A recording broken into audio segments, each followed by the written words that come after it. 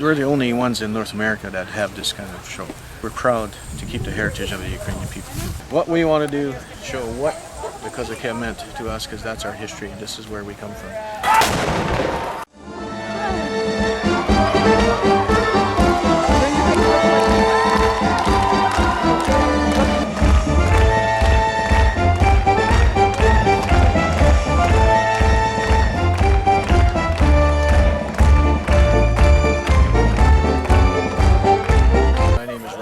Shumka.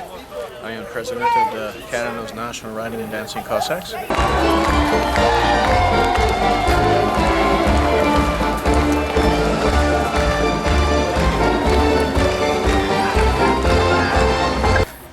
We started in 1973, and our mission is to represent the 16th century Zaporozhye Cossacks. And we want to uphold the history of the freedom fighters of the steppes of Ukraine. We would like to educate the public of how the Cossacks would perform and actually act while we're acting as they used to do in the villages and dance as they would come back from a war or a victory. And the horses are a big role in this because they use horses. As you can see, this was moving around on me. But the horses were the biggest part of their battles. They did a lot of trick riding. A lot of times they would be on the side of the horse where nobody could see them, and enemy wouldn't know what's happening, and then boom, there they are. This is some reproduction weapons that were used back in the 1600s, 1500s. This is a scimitar sword the Cossacks would carry. This is called a Nasdaq warhammer. British axe. This is an axe carried by infantrymen. Should be cut a lot shorter than this. Use matchlock weaponry. Matchlocks, they were so heavy to use that you needed something to hold them on so you can shoot. So you put, if it was lower, you put the matchlock musket through here to fire the musket. This is a flintlock musket. These were developed just a little bit after Cossack time. This 1762. 1762 was when this was made. Yeah, we start in June, and we travel as far as Vegreville and as far east as Winnipeg. We haven't been over the Manitoba border east yet, but we will be eventually. We go to different venues, football stadiums.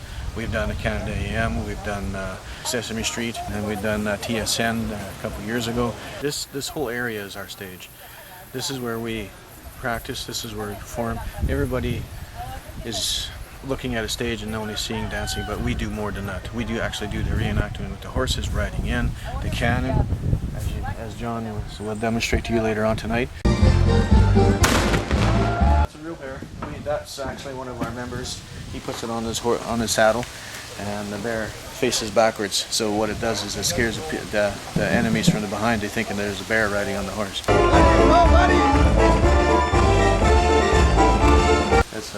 This here is an authentic cannon, reconstructed in 1976, right here.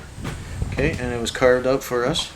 This cannon came from the United States, which actually came from Ukraine before that. But we had it redone in the United States, and then we brought it over the border. Yes, that was engraved in for us. It's all in Ukrainian.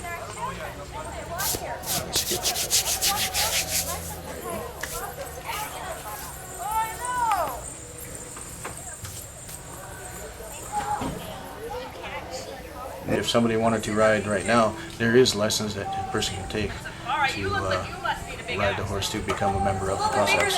They know when, as soon as they see the familiar of the grounds and that, they know there's going to be music and people cheering and yelling as we ride in. They love it. They shake like we do. The hair stands up in the back of your neck when you hear the crowds yelling and screaming. So the horses feel that as well. And when we wait behind a hill for our cue for the guns to fire, they're just antsy. They're just moving back and forth, back and forth. They want to go. They know that's it's showtime. And that's the best part, I think, for myself, is to feel that horse, the excitement coming through that horse to your body. And then when you go, your adrenaline is just full, 100%. Get to the stage and everybody's standing and clapping and cheering. That is the most best feeling I ever felt in my lifetime. is to be performing with Cossacks. Every year, it doesn't matter how many people you have, they all always stand, get a standing ovation. And they cheer and they come to the fence looking for the horses. I'm Shelley, and I'm part of the Canada's National Riding and Dancing Cossacks and Company. We're at Cossack camp today and reenacting what they would do when they were out during their war times and moving from one spot to another, and how they would live in Cossack camp. So there are some ladies getting prepared to cook a stew, and a gentleman that will be cooking a roast this afternoon. And we have guests arriving, and they can dress up and take pictures and be their own Cossacks. I am the monk of the crowd. I take care of the spirit, and as you see, I've offered you some spirit. And I was on crusades with King Arthur, and I was on my way to the crusades, and I turned left at Constantinople, got lost, and I found this tribe in the hills of Ukraine. So I bring the greetings of King Arthur. For many Ukrainians was to be able to own their own property, to be part of the soil their ancestors fought for so many years.